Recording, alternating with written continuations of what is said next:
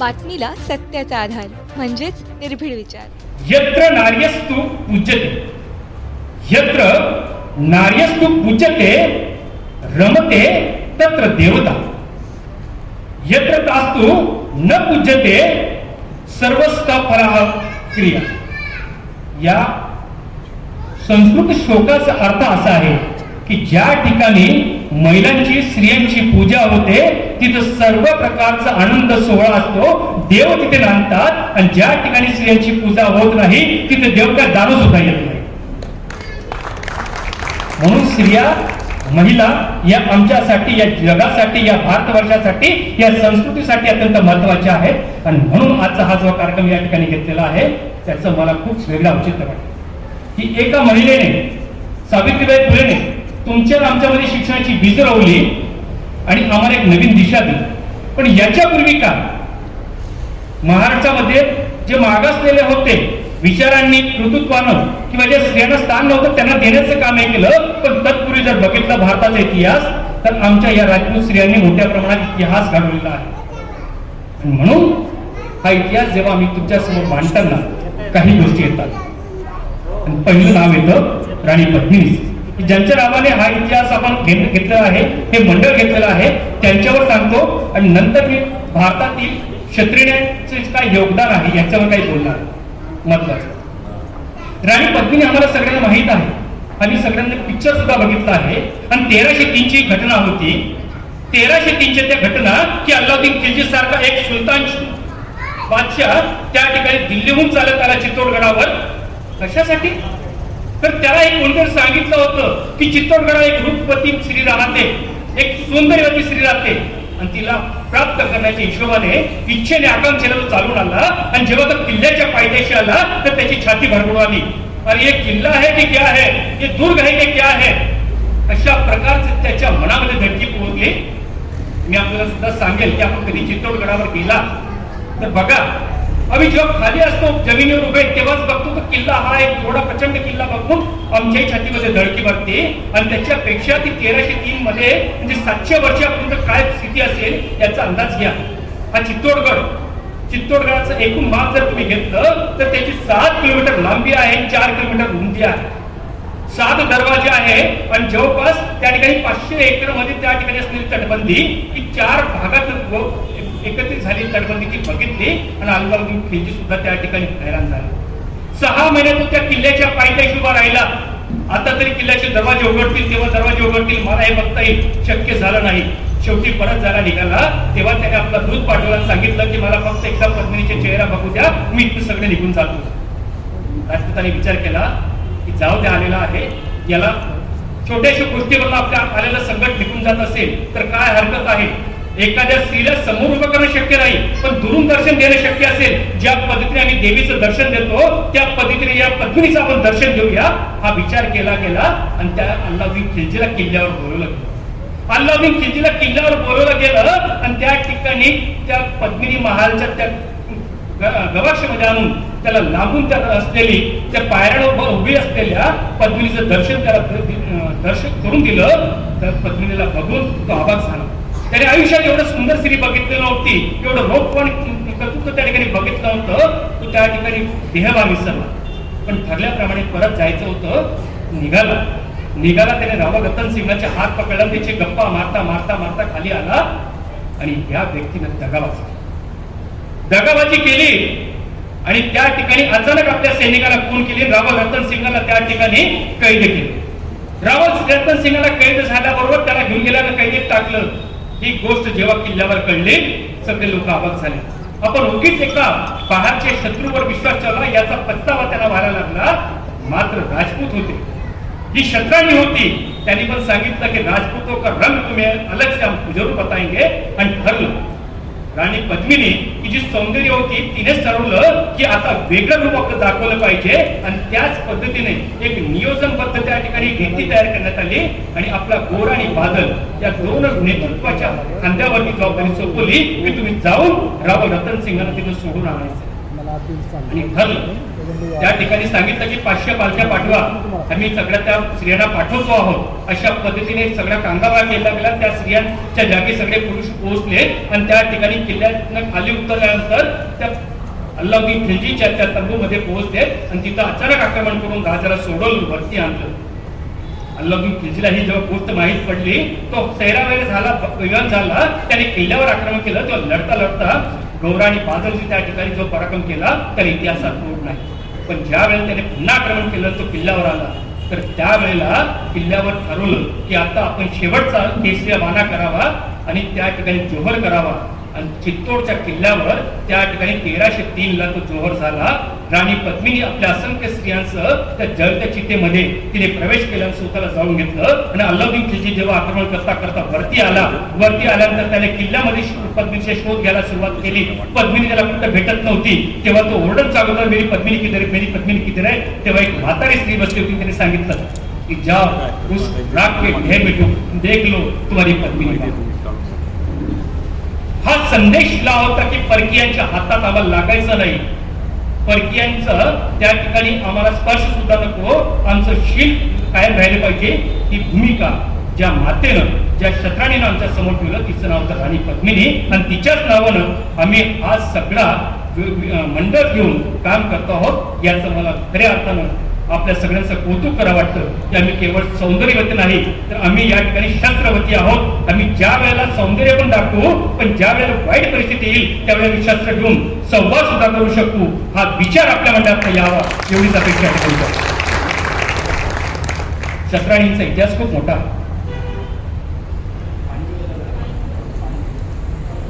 या शस्त्राणींचा इतिहास खूप मोठा. इतिहास विसरू शकत नाही. तर राजा दाहिरला की त्यांच्यानंतर त्या ठिकाणी राजा दाहिर नंतर सामी राणी जेव्हा होती त्यावेळेस तिने सुद्धा रणांगणावर पराक्रम गाजवून त्या ठिकाणी आपलं वैभव दाखवलेलं होतं, आपला पराक्रम दाखवलेला होता. इतिहास विसरू शकत नाही. ते नायकी देवीला, नायकी देवी कोण होती हो? नायकी देवी म्हणजे गुजरातची राणीने काय केलं? जेव्हा मोहम्मद घोरी चालून आल्यानंतर त्याने त्या ठिकाणी गुजरात काबीज करण्यासाठी आपला प्रयत्न सुरू केला.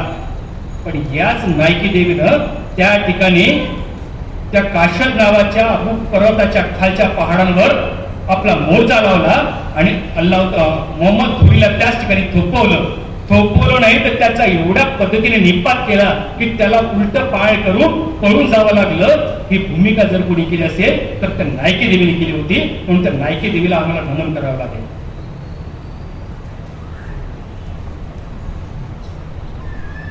देवींचा विचार आम्ही करतो, फक्त आम्ही लढलेच का? तर राजपूत स्त्रिया फक्त लढणं नाही, तर राजपूत स्त्रियांमध्ये प्रशासनाचे अत्यंत चांगले गुण होते. आम्ही कधीतरी इतिहासाचं पुस्तक उघडून बघूया. आम्ही कधीतरी पृथ्वीराज चव्हाणांचं पुस्तक म्हणून बसलं कर्पूर देवीचं नाव, की जेव्हा सोमेश्वरांचं त्या ठिकाणी निधन झालं, तर निधन झाल्यानंतर त्यांच्या सोबत सती जाण्याऐवजी त्या थांबल्या की माझा मुलगा लहान आहे, त्याला राज्यावर बसवायचं आहे, मी सती जाऊन चालणार नाही, हे राज्य बुडून जाईल.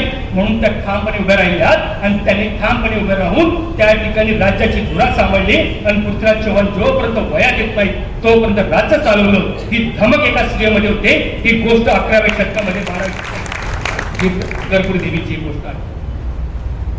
एवढंच नाही, जे संयोगितेच्या नावावर सगळ्या लोक बोबाटा घालतात की पृथ्वीराज संयोगिता यांच्या प्रेम प्रकरणामुळे या देशावर अराजकता आलं, हा इतिहास सुद्धा अत्यंत चुकीचा आहे. माझं एक पुस्तक गेल्याच वर्षी प्रकाशित झालेलं आहे, त्याचं प्रकाशन समारंभ व्हायचं बाकी आहे. पृथ्वीराज चव्हाणांचा पिक्चर आता येतो आहे. नानासाहेब तुम्हाला सांगतो, त्याच्यावर जो पिक्चर येतोय पृथ्वीराज चव्हाणांचा, त्याचे डायरेक्टर आहे चंद्रप्रकाश द्विवेदी. ही गोष्ट मी काही फक्त निवडक लोकांपर्यंत बोललो होतो, पण आज योगायोगाला म्हणून मला सांगतो, आर्य चाणक्याची भूमिका तुम्ही सगळ्यांनी बघितली असेल. आर्य चाणक्य भूमिका ज्यांनी केली होती तो टकलाचा माणूस, त्यांचं नाव आहे चंद्रप्रकाश द्विवेदी.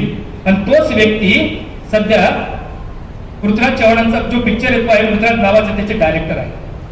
माझं पुस्तक प्रकाशित झालं गेल्या वर्षी आणि ते पुस्तक दिल्लीमध्ये उपलब्ध होतं. त्यांच्यापर्यंत ते पुस्तक पोहोचलं, तरी ते वाचलं आणि मला फोन केला कि सर जी आपकी किताब मैंने पढ़ी और आपकी किताब पढ़ने के बाद मुझे महसूस हुआ कि इतनी ऑथेंटिक किताब शायद कोई पृथ्वीराज पर आज तक किसी ने नहीं लिखी, आपने लिखी. और मैं चाहता हूं मैं चाहता हूं कि जब मेरी फिल्म का प्रमोशन होगा तो आपकी किताब का भी प्रमोशन मैं उसके साथ करूंगा.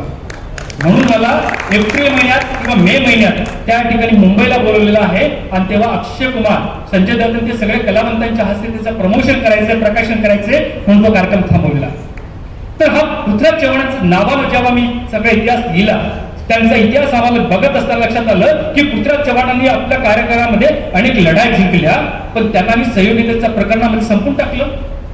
पण इतिहास या गोष्टीचा साक्षीदार आहे की ज्या वेळेस तेहरानचं दुसरं युद्ध सुरू व्हायला सुरुवात झाली त्यावेळेला सगळ्यात आधी संयोगिता हातामध्ये पदक घेऊन आली, ताट घेऊन आली, पूजेचे ताट, आणि तिने पृथ्वीराजला टिळा लावून सांगितलं की जाओ और उस बाहरी आक्रमक को यहाँ से लौटा कराओ, अशा प्रकारे सांगून त्यांना परत पाठवण्याचं काम जर कोणी केलं असेल, मध्ये एक नवीन आत्मविश्वास निर्माण करण्याचं काम कोणी केलं असेल ते संयोगिताने केलं होतं. म्हणून संयोगिताचा इतिहास सुद्धा खऱ्या अर्थानं आमच्या समोर आलेला पाहिजे. एवढंच नाही की ज्या पृथ्वीराजांच्या विरोधामध्ये जेव्हा पृथ्वीराज चव्हाणांनी जिजागुप्ती बुंदेलखंडावर आक्रमण केलं होतं तेव्हा देवलदेवी नावाच्याच एका महिलेनं आपल्या आल्हान उदल या 2 पुराणांमध्ये एक नवीन आत्मविश्वास केला आणि तुम्हाला आपल्या क्षेत्रासाठी लढायचं आहे, आपल्या भूमीसाठी लढायचं आहे, हा आत्मविश्वास निर्माण करून अल्लाउद्दीनचा पराक्रम हा पूर्ण बुंदेलखंडात प्रसिद्ध झाला. हे पराक्रम देणारी, आत्मविश्वास जागवणारी जर कोणती महिला होती तर ती देवलदेवी मराठी समाजात झालेला आहे. हा विचार आमच्या घरापर्यंत गेला पाहिजे. एवढंच नाही, महाराणा रायमलच्या काळामध्ये त्यांची सून होती ताराबाई. या ताराबाईने काय केलं, त्यांचा पती पृथ्वीराज याच्यासोबत घोड्यावर सोडून टोळ्याच्या लढाईमध्ये त्या ठिकाणी लढाई केली होती, युद्धावर गेली होती. फक्त चूल आणि मूल एवढापर्यंत आमची राजपूत क्षेत्राने थांबलेली नाही, तर ती घोड्यावर बसून सुद्धा, स्वार होऊन सुद्धा शत्रूला निपात करण्यासाठी पुढे जाते. हा इतिहास आहे आणि हा इतिहास तुमच्या आमच्या घरामध्ये केला पाहिजे तर खऱ्या एवढंच नाही, चालुक्य राण्याचं उदयमती नावाची चालुक्य घरातली एक महत्वाची घटना आहे. या उदयमती या एका महत्वाच्या राणीचा पुत्र होता कर्ण. या कर्णाचं लग्न ठरलं होतं मैमल देवी नावाच्या एका दुर्दैवानं ही मैमल नावाची जी देवी स्त्री होती ती थोडीशी सावळी होती, थोडीशी ती बघण्यामध्ये खूप सुंदर नव्हती. म्हणून कर्ण याने सांगितलं की मी लग्न करत नाही. तेव्हा त्या मातेनं त्याचं कान पकडून सांगितलं की स्त्रीच्या बाह्य सौंदर्यावर जाऊ नको, तिचं आंतरिक सौंदर्य बघ, तिच्या मनातल्या भावना बघ आणि तिच्याशी लग्न करून आपला संसार सुखीनं कर, अशा पद्धतीने सांगणार. आणि एवढंच नाही, त्याला हाताला मुलाचा हात धरून त्या मुलीकडे घेऊन गेले, लग्न लावून देण्यात त्या मातेनं लग्न लावून दिलं. आणि त्यांच्याच पोटी या गुजरातचा इतिहास चला वरच्या पातळीवर घेऊन जाणारा राजा निर्माण झाला, सिद्धराज जयसिंग. म्हणजे एखाद्या मातेच्या पोटी पराक्रम व्यक्ती आला पाहिजे. तिच्या बाह्य सौंदर्यावर तुम्ही बघू नका, तिचं सौंदर्य आहे सर्वस्व मानू नका, ती सांगणारी सुद्धा माता आमच्यात निर्माण झाली, या शत्राणीमध्ये निर्माण झाली. हा शत्राणींचा खऱ्या अर्थाने गौरव. राणी करुणेचे काय करू, किती संकट त्यांच्या समोर आलेली होती. राणा सांगांसारखा वीर पुरुष की ज्याचा एक हात नाही, एक पाय नाही, एक डोळा नाही आणि अनेक युद्ध लढलेला हा माणूस जेव्हा त्या ठिकाणी विष देऊन त्यांना मारलं गेलं तेव्हा स्वराज्य झालेला होता. त्यावेळेस कर्णवतीने धाडसीन उभं राहिली, आपल्या मुलाला उभं केलं आणि त्याच्या माध्यमातून राज्यकारभार करायला लागली. पण जेव्हा लक्षात आलं की हा बहादूरशाह गुजरातचा सुलतान चालवून आलेला आहे, त्याला एकदा तर परत पाठवलं, पण तो पुन्हा दुसऱ्यांदा आला. त्यावेळेस ठरवलं की याचा प्रतिकार करायचा. आपल्या निवडक सगळ्या सरदारांना पत्र पाठवलं की तुम्ही ताबडतोब या. सरदार लोक पळत आले, सगळे त्या ठिकाणी प्रतिकाराला सज्ज झाले आणि या सगळ्या सरदारांमध्ये एक नवीन आत्मविश्वास भरून, एक जोश भरून मेवाडच्या स्वातंत्र्यासाठी, संग्रामासाठी त्यांनी उभं केलं त्या करुणावतीने. पण जेव्हा लक्षात आलं की आता आम्ही अधिक काळ हा सगळा बाहेरचा आलेला शत्रूला थोपू शकत नाही हे लक्षात आल्यानंतर करुणावतीने त्या ठिकाणी जोहर करून घेतलं. पण स्वतःची आन बान शान त्या ठिकाणी परक्यांच्या दारात जाऊ दिले नाही. ही करुणावती ही राजपूत समाजाची शान होती. दुर्गावतीचा इतिहास सुद्धा मला हेच बघायला मिळतो. राणी दुर्गावती गडाची राजकुमारी की ज्यावेळेस अकबरासारखा पराक्रमी बादशाह दुर्गावतीचं राज्य त्या ठिकाणी काबीज करायला आला आणि आसिफ खान नावाचा सेनापती त्या ठिकाणी आला, तर आसिफ खानने त्या ठिकाणी दुर्गावतीशी लढा दिला. 4 दिवस ही बाई त्या ठिकाणी लढत होती आणि जेव्हा लक्षात आलं की आपले अनेक सेनापती या ठिकाणी धारातीर्थी पडलेले आहेत, अनेक लोक त्या ठिकाणी आता मेलेले आहेत, आपण आता शत्रूच्या बेडकात सापडलेलो आहोत आणि आता शत्रू केव्हा यांच्यावर कब्जा करेल अशी परिस्थिती निर्माण झाली आहे, तेव्हा परकीयांच्या हातात लागून शीलभ्रष्ट होण्याची सन्मानानं आपण मृत्यूला कवटाळलं पाहिजे हा विचार त्या ठिकाणी दुर्गा मातेने केला आणि काय केलं, स्वतःचा खंजीर घेऊन त्या ठिकाणी छातीत खुपसला आणि स्वतःला त्या ठिकाणी अर्पण केलं रणांगणावर. हा विचार जर कोणी दिला असेल तर आमच्या राणी पद्मिनीने.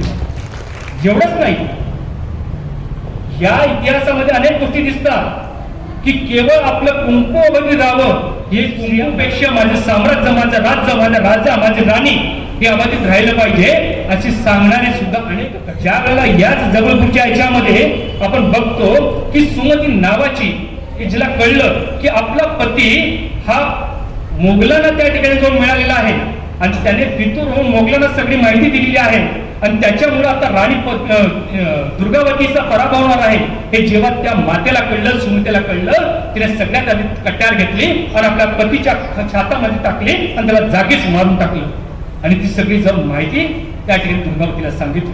असाच प्रसंग आम्हाला जाल्लोरच्या कनाडदेवच्या मध्ये सुद्धा दिसून येतो, विरमदेवच्या इतिहासात दिसून येतो की त्या ठिकाणी सुद्धा किल्ल्याचा गुप्त रस्ता आमच्या पतीने सांगितला हे जेव्हा त्या मातेला कळलं आणि आपल्या पतीला मारून टाकलं आणि राजाला जाऊन सगळं सांगितलं. म्हणजे स्वतःच्या कुंकवाच्या किल्ल्यापेक्षा राज्याच्या किल्ल्याला त्यांनी महत्व दिलं असा हा राजपुतांचा इतिहास आहे, हा पद्मिनीचा इतिहास आहे.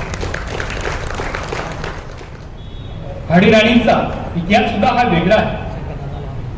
जेव्हा धर्मचं युद्ध झालं, ज्यावेळी बादशाह शहाजहान त्या ठिकाणी आजारी होता आणि बादशाह शहाजहान आजारी असताना ती गादी मिळवण्यासाठी, दिल्लीचं तख्त मिळवण्यासाठी त्याच्या 4 मित्र मुलांमध्ये त्या ठिकाणी वारसा युद्ध सुरू झालं आणि इकडून औरंगजेब आणि मुराद हे निघाले.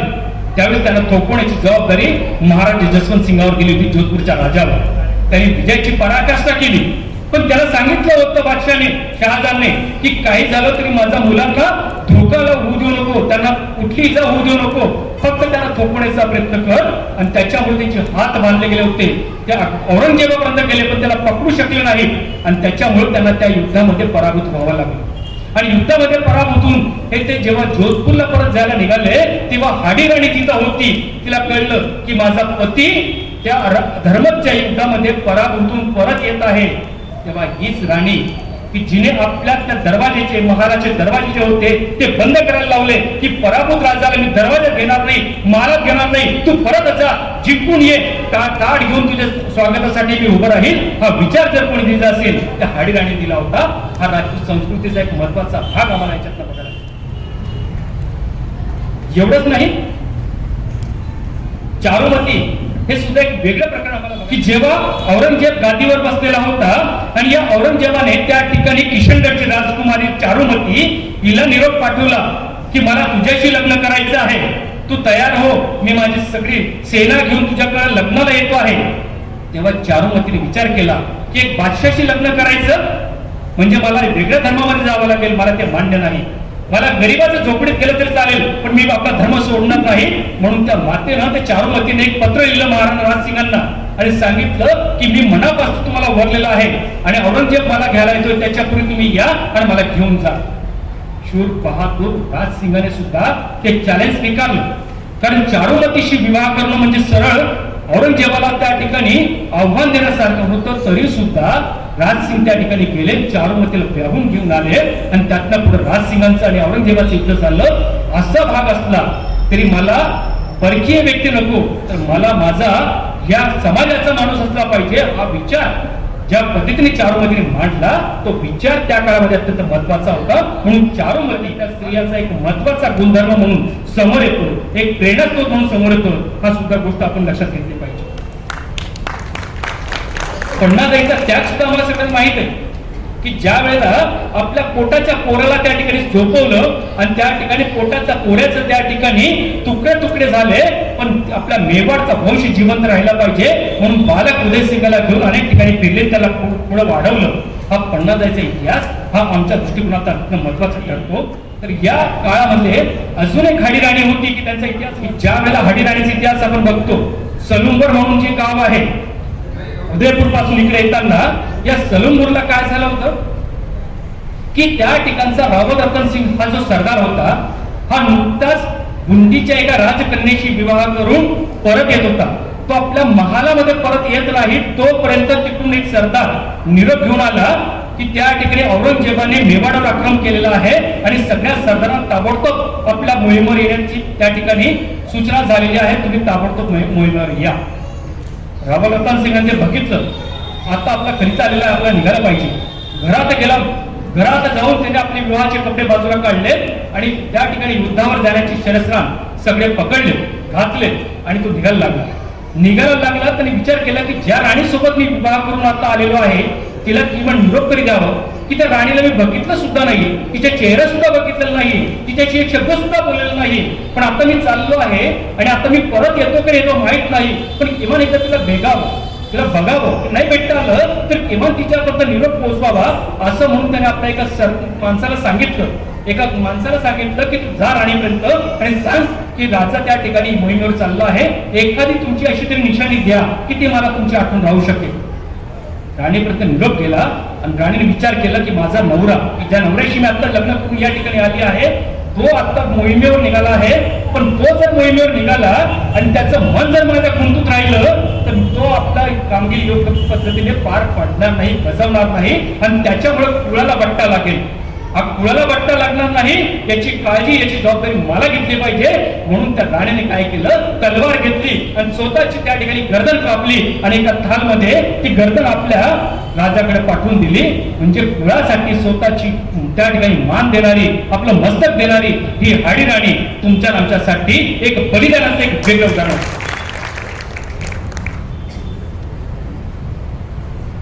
याच मेवाडच्या याच्यात एक महत्वाचं उदाहरण अजून येतं, महाराणी सोनगिरी. महाराणी सोनगिरीने काय केलं हो, ज्या वेळेला महाराणा हमीर चित्तोड घेण्यासाठी सातत्याने प्रयत्न करत होते पण चित्तोड त्या ठिकाणी घेता येत नव्हतं, कारण एवढा मोठा किल्ला आहे, तो किल्ला त्या ठिकाणी ताब्यात येत नव्हता. पण कोणीतरी सांगितलं की तुम्ही जर त्या महाराणी सोनगिरीशी लग्न जर केलं त्या राणीशी तर तुम्हाला त्यातनं काहीतरी एक मार्ग सापडू शकतो. अशा पद्धतीने सांगितलं तर त्यांनी प्रस्ताव पाठवला, महाराणीशी लग्न झालं. लग्न झाल्यानंतर त्याच दिवशी तिने सांगितलं की माझ्या जीवनातलं महत्वाचं ध्येय काय आहे, मला चित्तोड ताब्यात घ्यायचं आहे.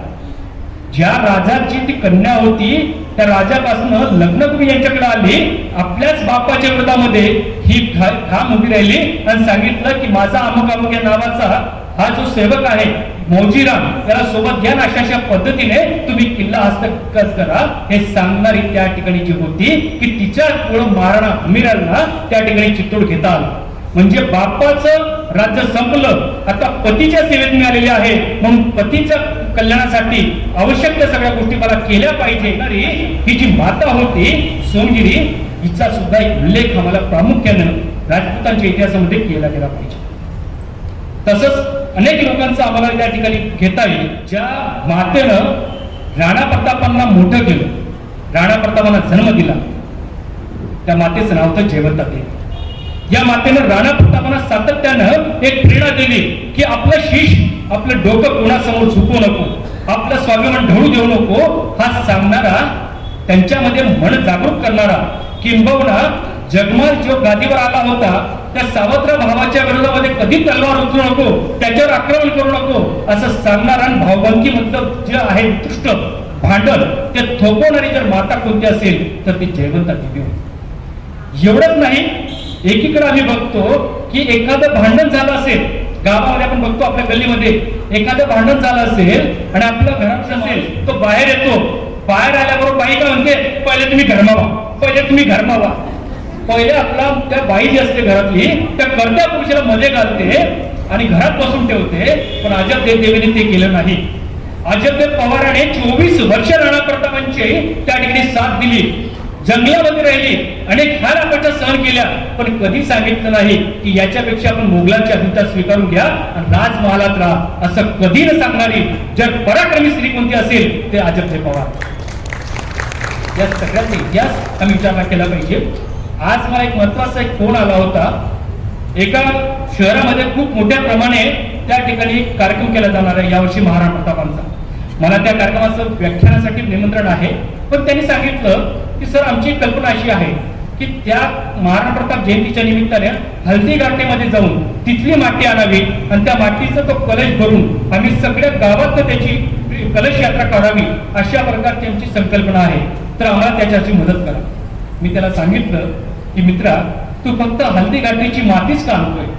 तर राणा प्रतापांची जी महत्वाची ठिकाणं होती, पंचमहाभूते ज्याला आम्ही म्हणतो राणा प्रतापांची, ती कधीतरी त्या ठिकाणी तुम्ही जा आणि ती माती आणा आणि ते पंचमहाभूतांची माती ही सगळ्या ठिकाणी फिरवा, असं त्यांना सांगितलं. त्यामुळे सर पंचमहाभूते कोणती? मी त्याला सांगितलं राणा प्रतापांची पंचमहाभूते कोणती? पहिलं आहे कुंभलगड. हो, कुंभलगडावर जर तुम्ही गेलात तर बघा काय वेगळं वातावरण असतं. आमच्या मला खूपच माझ्याकडे मला कोण आला होता, या गिरासताई त्या ठिकाणी मे महिन्यात दुपारी 1 वाजता कुंभलगडावर चढत होत्या. एवढं याच्यामध्ये कुंभलगड काय तर अरावली पर्वताच्या सगळ्यात वरच्या बाजूला हा किल्ला बांधलेला आहे आणि हा किल्ला एवढा घनदाट अरण्यामध्ये आहे की त्या ठिकाणी तो किल्ला शोधायला शहाबाज खानाला 3 महिने लागले होते, तर तो शोधू शकला नव्हता. हा किल्ला, या किल्ल्यावर जर तुम्ही जाता त्याला तर 99 वेगळ्या प्रकारचे त्या ठिकाणी बुरुज आहेत आणि 5 प्रकारचे गेट आहेत. त्या गेट मध्ये तुम्ही जेव्हा जाता किल्ल्याच्या त्या महत्वाच्या राजमार्गावर चढता आणि त्या बादल महालाच्या वरती छतावर जाऊन तुम्ही उभं राहता. तुम्हाला आश्चर्य वाटेल. तुम्ही जर पूर्वेकडे बघितलं तर तुम्हाला पूर्ण त्या ठिकाणी घनदाट अरण्य दिसतं, झाडी दिसतात, किर्ण हिरवागार परिसर तुम्हाला दिसतो आणि फक्त पाठ वळवा तुम्हाला पाठ वळवल्याबरोबर काय दिसेल? सगळं वाळवंट आहे, सगळं नेताळ आहे. या देशाचं जे वाळवंट होणार होतं ते थोपवण्याचं काम कुंभलगडाने केलं आणि या देशाला जे वाळवंट करण्यासाठी परकीय आक्रमक आले होते त्यांना थोपवण्याचं काम जर कोणी केलं असेल तर राणा प्रतापांनी केलं. की त्यांचा जन्म त्याच कुंभलगडावर झाला.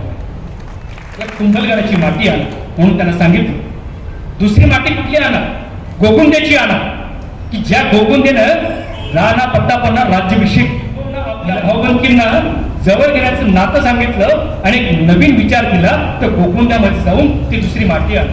तिसरी माती आणा ती त्या ठिकाणी हल्दी घाटीची, ती स्वाभिमानाची, की त्या ठिकाणी परक्यांचं दासत्व करणार नाही म्हणून लढणाऱ्या त्या राणा प्रतापांची त्यांचं रक्त सांडलं होतं, चेतकचं रक्त सांडलं गेलं होतं. त्या मातीची आणा घेऊन या, ती हल्दी घाटीची घेऊन या.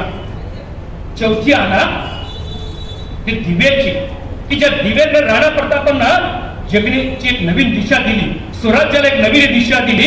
एवढंच नाही तर राणा प्रतापच्या कर्तृत्वाला एक नवीन आयाम दिला. तर दिवेची माती आणा आणि 5वी माती आणा ती चावडची, की ज्या मातीमध्ये राणा प्रतापने शेवटचा देह ठेवला होता आणि त्या ठिकाणी शेवटचा श्वास घेतला होता. त्या चावडची माती आणा आणि तुमच्या आमचा राजपूतांचा हा इतिहास हा पुढे आणा, अशा पद्धतीने त्यांना सांगितलं.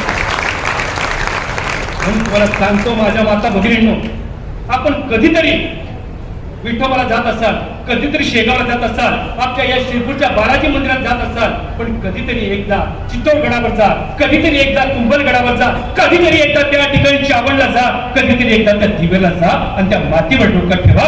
खऱ्या अर्थाने शस्त्राणी काय असते हे बघायचं असेल, जाणवायचं असेल, आत्मबळ काय असेल हे शोषायचं असेल, बघायचं असेल, जाणवायचं असेल तर त्या ठिकाणी जा आणि एकदा तिथे डोकं टेका. एवढीच विनंती या ठिकाणी करतो.